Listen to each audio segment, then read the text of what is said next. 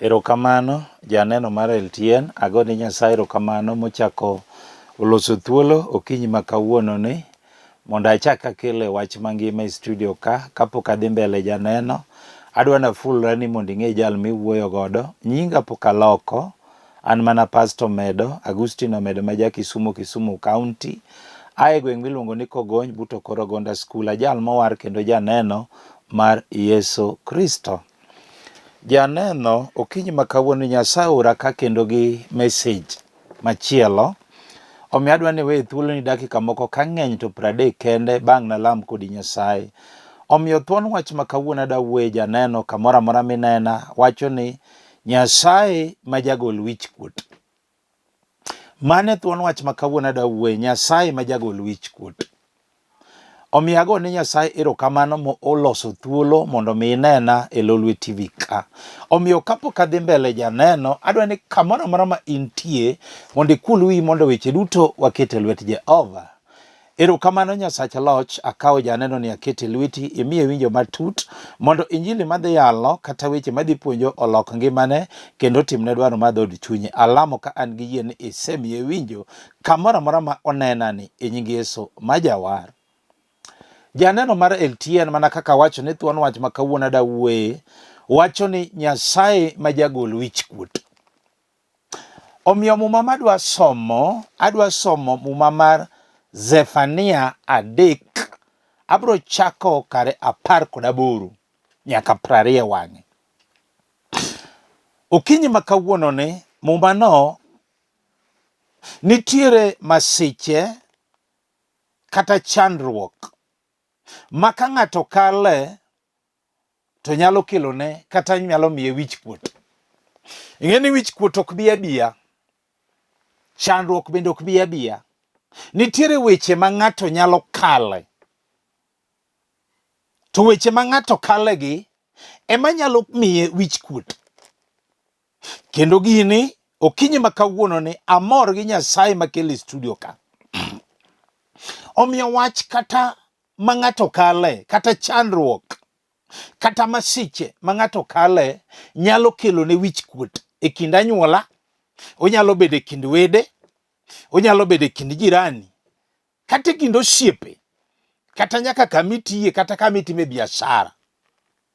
Nyalo keloni wichkuot, masiche, kata chandruok. To amor gokinyi ma kawuono ni nikech akelo jal manyalo golone ng'ato wichkuot ma ng'ato neneno malok pak kod huma e piny ngima. Iluonge ni Yesu Kristo. Mano wuod Nyasaye mamalo chutho. Ene makele studio ka. Abiro lamo kod mama moro, kata jaduong' moro, kata nyako moro, kata chiliel moro, kata nyathi sikul moro mabiro mako kare mawacho ni pastor, ane ma chandruok, ane masiche osekelona wichkuot e ngimana. To kawuono ayie mondo awinj wach Nyasaye, Nyasaye manyalo golone ng'ato wichkuot koda chandruok. Ene makele studio ka.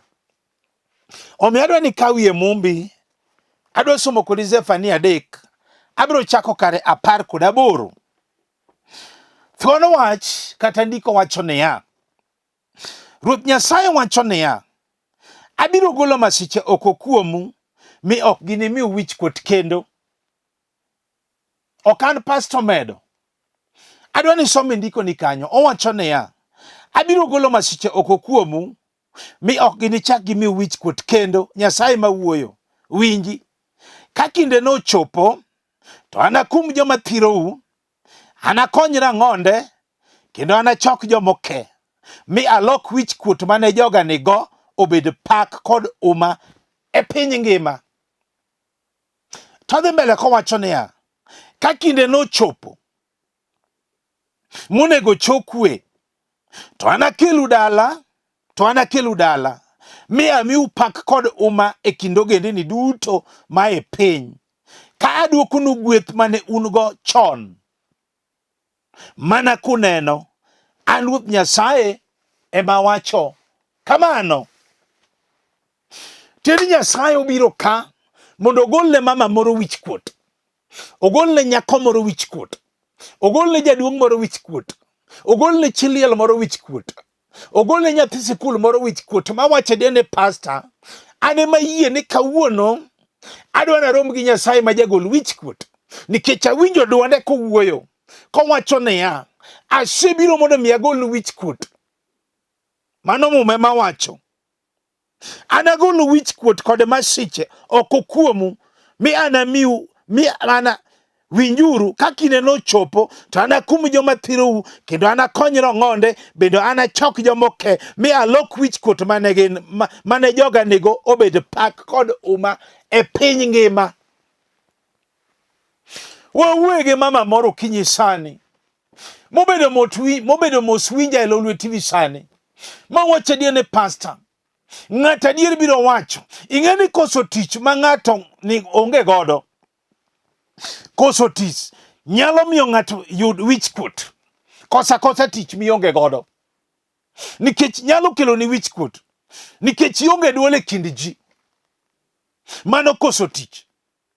Ka gimoro timore ma ji ochokore kata dala kata e gweng'u kata in gi paro malew kendo ing'ado riekni mabeyo, to kionge pesa, kionge tich, iwacho ni in muso lwete.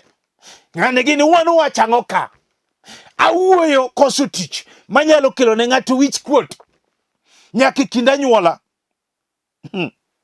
Ing'eni kionge tich kata ionge pesa to gimoro timore dalau, nyaka nyithindo maluwi nigi tich kendo gin gi pesa, to ka gimoro timore e gweng'u kata dalau, to ka koro ji oriwo kamoro achiel mitiu ni in ionge tich tibet e kom, inyalo chung ni nyaka nyathi maluwi ni chung e kom. Mheshimiwa osedonjo, nyaka nyathi maluwi iluongo ni mheshimiwa. Gigi nyalo kelo ni wichkuot. Akani ng'ato be winja mawacho ni pastor kare koso tich koto pesa nyalo kelo na wichkuot. Kamoro amora midhiye, kamoro amora mikale, ineni mana ka jakwecho. To winji amor gi ndikoni muma wacho niya, abiro golo masiche oko kuomu. Nyasaye mawuoyo, abiro golo masiche oko kuomu mi ok ginimiu wichkuot kendo. Nyasaye mawuoyo, anamiu pak kod huma e kind ogendini duto ma e piny, kaduokonu gweth mane un go chon mana kuneno. Akane ng'ama wacho ni pastor ayie mondo kawuono arom gi Nyasaye manyalo golo ne ng'ato wichkuot nikech awinjo dwonde. Akani ng'ato be winja. Bedo matuo nyalo miyo ng'ato wichkuot e yo mane?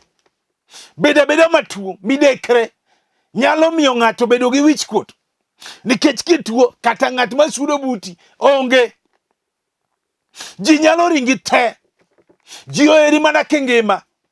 Wawuoyo gi ng'ato mawacho ni pastor awinjo wach Nyasaye, ji nyalo heri mana kingima. We koro samoro tuo, in e otanda mar midekre, in e osiptal, samoro bilo idho, osiepe ringi te, kata ma wi koro ket kata ne WhatsApp group, iwinjo kata ng'at ma comment onge nikech koro in jakwecho, nyalo mi wichkuot. Akani ng'ato be winja. Gini joluo timo to ok ber. We koro ng'ato ni koro tho, sama notuo monego konye, we kore ko tho, kore kiwinjo niya achunge sanduku, iwinjo ng'ato na chunge dhiang', iwinjo ng'ato na chunge bil mar osiptal nyaka muchari, dak ni chunge gigi kapod ongima. Akani ng'ato be winja wichkuot. Seche go kore kiwinjo ni wena, her ng'ato kapod ngima. Akani ng'ato be winja kama nitie. In bil mar osiptal dak ni gole ng'ani ka ngima. Kose to kore kinyalo chunge sanduku. Iwinjo? Her ng'ato kapod ngima. Wach ni nyalo kelo ni ng'ato wichkuot. Tamor gi ndiko ma kawuono ma muma wacho niya, winji, abiro golo masiche oko kuomu mi ok ginimiu wichkuot kendo. Nyasaye mawuoyo, anamiu pak kod huma e kind ogendini duto ma e piny. Anaduoknu ngima mane un go chon mana kuneno. Akani ng'ama winjo wach nadi ma wacho ni pastor ane matuo osemiya wichkuot. Dhano oseringo weya, kata ng'at masudo ira onge. Aparo chieng' moro mama muma moro ka ma iye nosechwer kuom higni 12. kata ng'at mane sudo bute onge, nikech remo ne wuok kuome. Samoro luwengni gi pekni ema nosiepe mamane. Tamor gi duoko mar Nyasaye. Jal madwaro mana yie kende ma mama cha nokawo moyudo chang. Kani ng'ato be winja kama nitie. Mawacho ne pastor, awinjo dwond Nyasaye. Iwinjo, bedo maonge nyathi nyalo miyo ng'ato wich kuot, kata nyalo kelo ne ng'ato wich kuot. Eyo mane, in kamoro amora midonje, inyalo wewi nyaka dala mitede, saka dala miae, inyalo bedo ni wich kuot nikech pod ionge nyathi. Gini nyalo kelo ni wich kuot. Inyalo wachi kikalo wich kuot. Inyalo wachi ji nyalo lokore ngero nyaka kamitede ni tang'o matimore kit ngimane nyalo kelo ni wich kuot. Akia ni ng'ato be winja, nyaka plot kamidakie, kata dala kamidakie, kata plot kamidakie, ine ma ji nyalo lokore ngero iwewi e kind mon weteni wich kuot nikech pok iting'o. Osiepe ni nigi nyithindo, to in ineno ka Nyasaye pok opari, weche gi nyalo mi wich kuot. Donge kisomo Muma ka Samuel mokwongo ma ok adhi somo, Ana noyudo wich kuot e kind nyieke ma Penina, ka nyieke nosiko kayanye, nyieke ne wacho weche maricho kuome, omiyo Ana nodong' gi wich kuot. Ta wuoro Nyasaye ma jabiro achien, mandiko wacho niya, winji, abiro golo masiche oko kuomu, mi ok ginimiu wich kuot kendo. Nyasaye ma wuoyo kan Pastor Omedo, anamiu pak kod huma e kind ogendini duto ma e piny, kendo naduoknu wapu mar nyuol ma jachien nokawoni. Naduoknu wapu mar nyuol mana kuneno. Naduoknu wapi mar nyuol mana kuneno mane olal. Akani ng'ato be winja kama nitie. Ma wacho ne pastor, awinjo dwond Nyasaye, kendo awinjo wach mangima. Ni kare Nyasaye manyalo golo ne wach wich kuot. Kare weche ma ng'ato kale, masiche kod chandruok nyalo kelo ne ng'ato wich kuot. To amor gokinyi ma kawuono ni Yesu nitie, jal manyalo golo ne ng'ato wich kuot. Iwinjo, bedo maonge dichuo nyalo kelo ne ng'ato wich kuot. Heyo mane, nyimine ni maluwi osetedo te, to in pod idong' e kindgi, wach ni nyalo kelo ni wich kuot macha nyaka donja iye. Heyo mane, osiepe ni maluwi nosetedo te, to in idong' e kindgi, wach ni nyalo kelo ni wich kuot. Akia ni ng'ato be winja kama obetie mos, ma wacho ne pastor, awinjo dwond Nyasaye. Samoro nitiere adier, samoro itemo to tami, in tinde dok dalau, iloko to mama uchiemo, mama upaki na tino nyathina mana nyuoli wuoi, mama ukia ni ine chandruok kendo ine twech kendo masiche.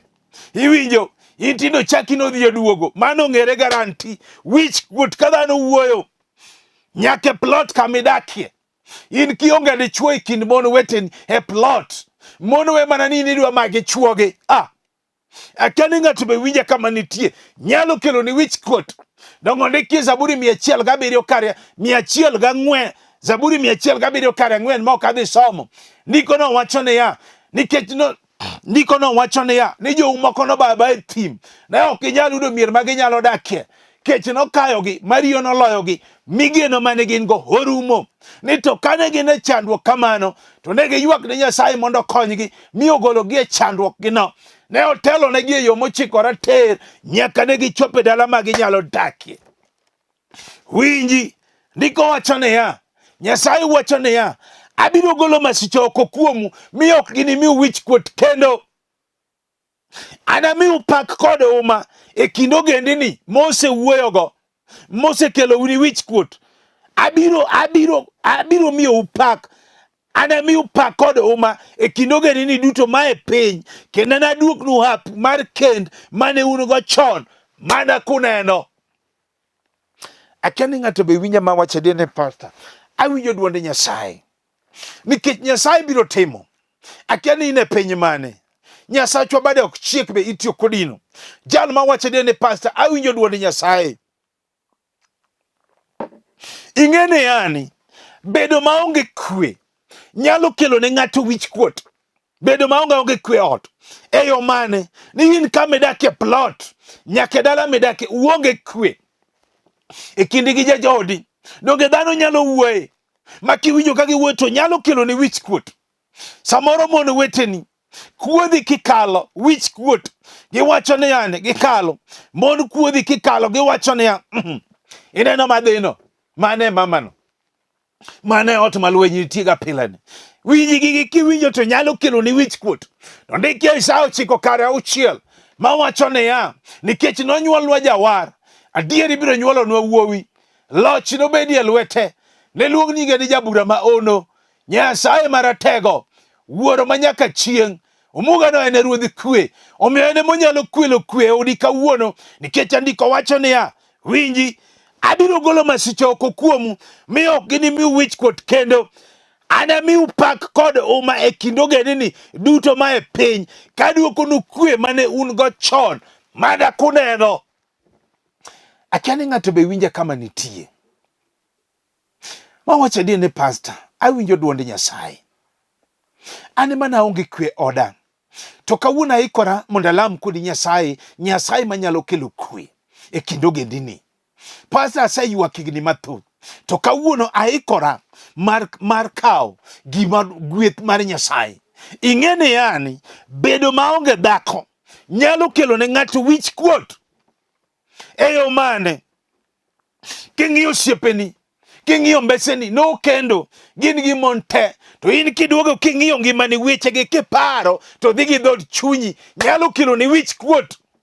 Eyo mane oweteni maluwi nosekendo to in wapodi gi kali, iwinjo ka wechegi lit e dhod chunyi kiparo samoro nyalo kelo ni wichkuot. Samoro ikendo to mon weyi aweya, gima golo gi bende kia, wechegi nyalo kelo ni wichkuot e ngimani kiparo nyaka plot kamidakie. Ji nyalo wachi kikalo ni madhicha ema dhako noweyo. Iwinjo abor gi Nyasaye no kawuono, samoro ne giting'o misigo te, kech moko ting'o ga nyaka ot te, inyalo dong' gi wichkuot e plot nyaka kamidakie, nikech biro ng'ere, onge gimok ng'ere, nyalo kelo ni wichkuot. Andiko wacho niya, winji, abiro golo masiche oko kuomu, okan pastor Omedo, Nyasaye mawuoyo, abiro golo masiche oko kuomu, mi ok ginimiu wichkuot kendo. Anamiu pak kod huma e kind ogendini duto ma e piny, kaduokonu hapu mar kend ma un go chon mana kuneno. Akia ni ng'ato be winja kama nitie mobedo mos winja e Lolwe TV ma ji wacho ga ni samoro pastor Omedo ni wewi ano ka wuowi ng'ato. Roho Maler maneno ga ng'ato. Ji wacho ga ni pastor ichalo mana giminena. Roho Maler donge janeno. Ene moneni kawuono kendo ng'ato nena ka sani ma winjo ka pi wang'e dwago kala kala. Owacho ni pastor wechegi awinjo ka gi dhod chunya, to kawuono iwinjo pi wang'i machwerno, iwinjo kawuono Nyasaye dhi duoko. Akia ni ng'ato be winja kama nitie. Iwinjo kong'o motamore rume dalani, motamore rume otni, nyalo miyo mama moro kata jaduong' moro wichkuot. Heyo mane? Nikech onyalo mono nyaka nyithindi tendo. Kong'o nyalo mono nyithindi gedo. Kong'o nyalo mono gi yudo tich. Kong'o nyalo mono gi nyombo. Inyalo dong' gi wichkuot e dalani kanyo mama, nikech samoro ji osegoye mbaka. Samoro ji osego ngero kakalo. Mawacho ni dala manyo dala jo kong'o. Dala no ka ok imadh kong'o to nobi kodi. Akia ni ng'ato be winja. Samoro iwinjo ne oketho te maji kong'o no tamore ni ok nyal rume dala. Iwinjo to kawuono iwinjo ka Nyasaye dhi timo. Samoro ni ketho mwanduni kipuonjo go nyithindo ni ing'eni chieng' moro biro konyi, to tini neno ka wechegi nodhi molal ma kong'o lal kodgi oko te. Iwinjo idong' gi wichkuot mama, idong' gi wichkuot kwa jaduong'. Andiko wacho niya, abiro golo masiche oko kuomu, okan pastor Omedo, abiro golo masiche oko kuomu, mi ok unuyud wichkuot kendo. Anamiu pak kod huma e kind ogendini duto ma e piny, kaduokonu gweth mane un go chon mana kuneno. Awuoyo gi ng'ato mabiro mako kare, mabiro wacho adier ne pastor, awinjo duond Nyasaye. Awinjo Nyasaye manyalo golo ne ng'ato wichkuot. Hane ma pastor wichkuot omaka. Kata wuotho to aonge wichkuot, awuotho e luoro. Aonge kwe e kind osiepe. Aonge kwe kind anyuola. Aonge kwe ngimana. To kawuono awinjo Nyasaye manyalo golo ne ng'ato wichkuot. Iwinjo bedo maonge ot kata dala nyalo kelo ne ng'ato wichkuot. Heyo mane? Jolupni, mbeseni, nigi ute, nigi miere. To in pod idong' gi wichkuot. Heyo mane? Ka ji oromo kata dala, kata ka gimoro timore pacho, tionge ot dala to ji oromo dala. Kochopo godhiambo to piny ochami, nikech koro dhano dhi e mieregi, dhano dhi donjo e utegi, ito samoro tami, imanyo senta moro midhi ninde. Wechegi nyalo kelo ni wichkuot. Akia ni ng'ato be winja. Ginyalo wachi kikalo. Giwacho ni to mane gitiyo Nairobi ni, to mane otiyo Mombasa ni, to mane otiyo oko ni, to tamegero nang'o. Wechegi nyalo kelo ne ng'ato wichkuot. Samoro ni ichako maber adier, to odi ni ochung' gi e kore. Doge giwuoyo gada. Giwuoyo ga. Iwacho to nochak nade. Ka pesa ne onge ok ne were godo. Wechegi kiwinjo to nyalo kelo ne wichkuot. Tandiko wacho niya, winji, abiro golo masiche oko kuomu, mi ok ginimiu wichkuot kendo. Nyasaye ma wuoyo. Anamiu pak kod huma e kind ogendini duto ma e piny, ka duokonu gweth mane un go chon mana kuneno. Nikech ng'ato dwa neno kiny ma kawuono ni.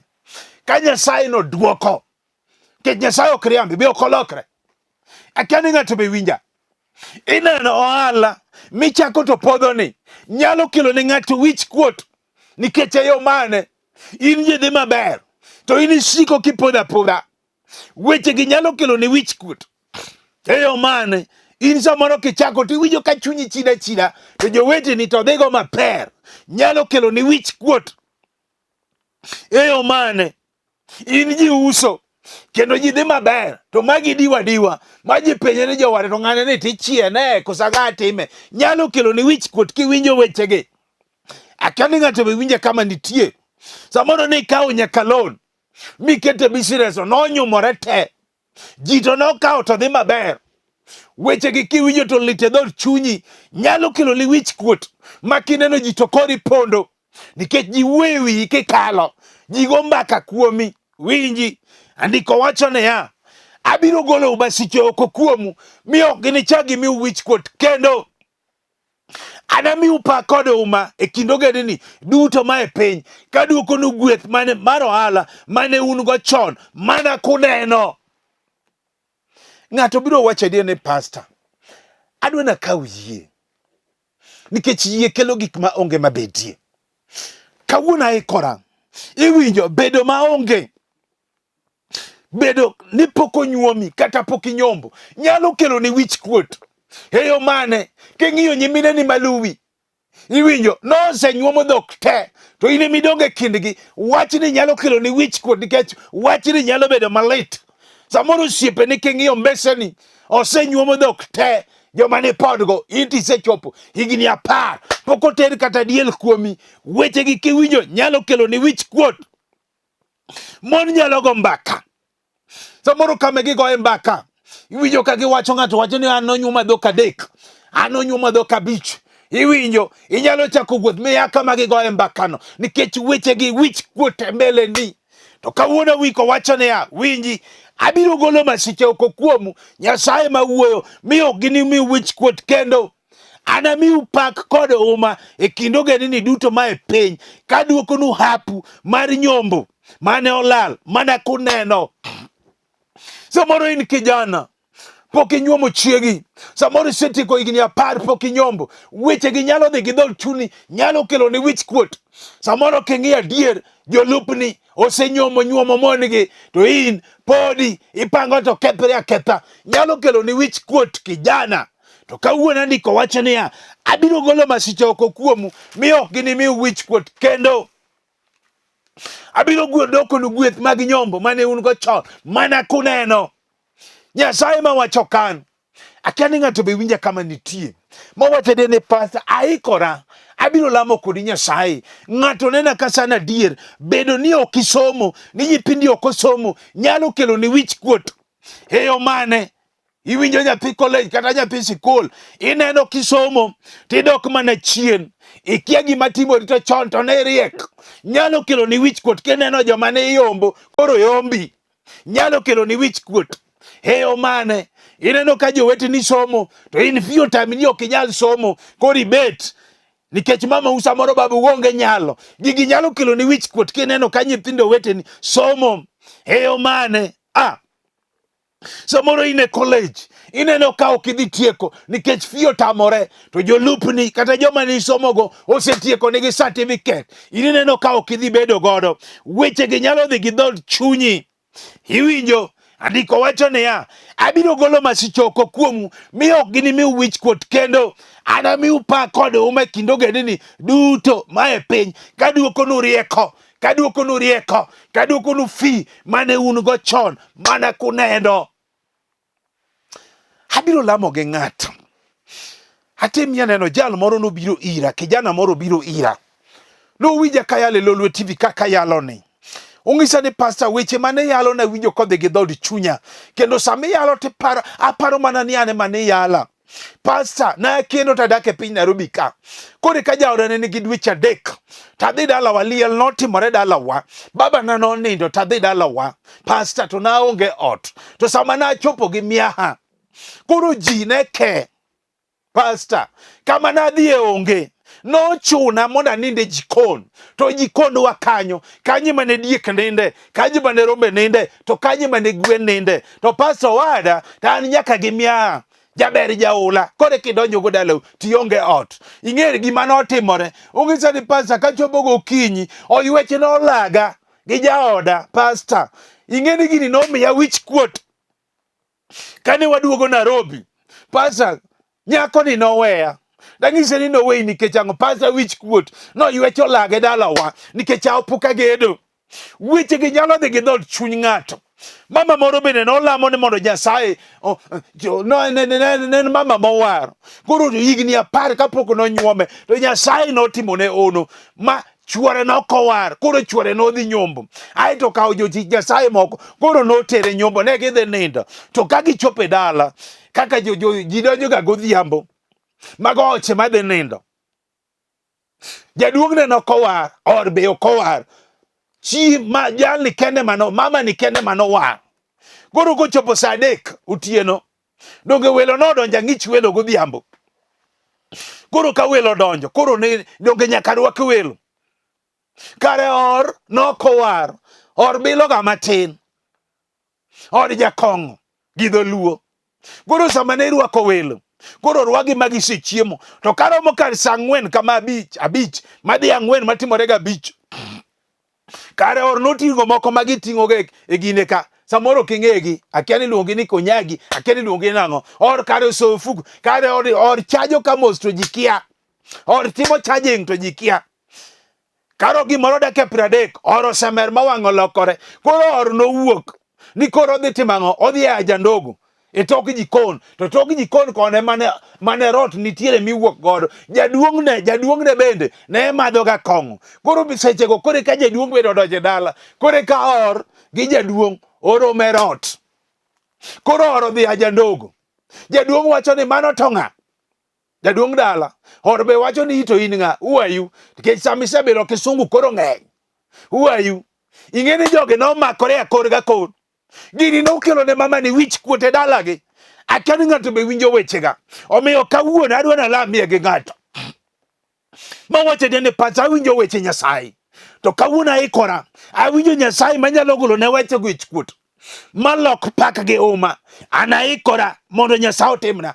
Akia ni ne piny mane. Weya ne gima timo. Akia ni Mombasa. Akia ni Kisumu. Akia ni Eldoret. Akia ni Busia. Akia ni Nairobi. Akia ni Mount Elgon. Akia ni Nyanyuki. Akia ni Kanye. Adwa ni weya ne gima timo. Kinyalo mako TV timake. Kinyalo go chonge penye go. Nikech yie kelo gik maonge mabedie. Walamo. Agoni ero kamano Nyasache loch. Akawo mama ni akete lweti. Kawo jaduong' ni akete lweti. Kawo nyakoni. Kawo chiliel ni.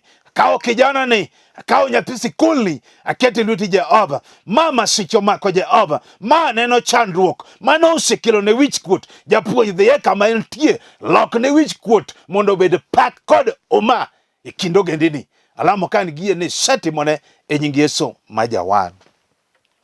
Janeno mana ka wacho ni nyinga iluonga ne Pastor Agustino Omedo. Aja Kisumu County. Hae gweng miluongo ni Kogony buto Korogonda School. Ajal mowar kendo janeno mar Yesu Kristo.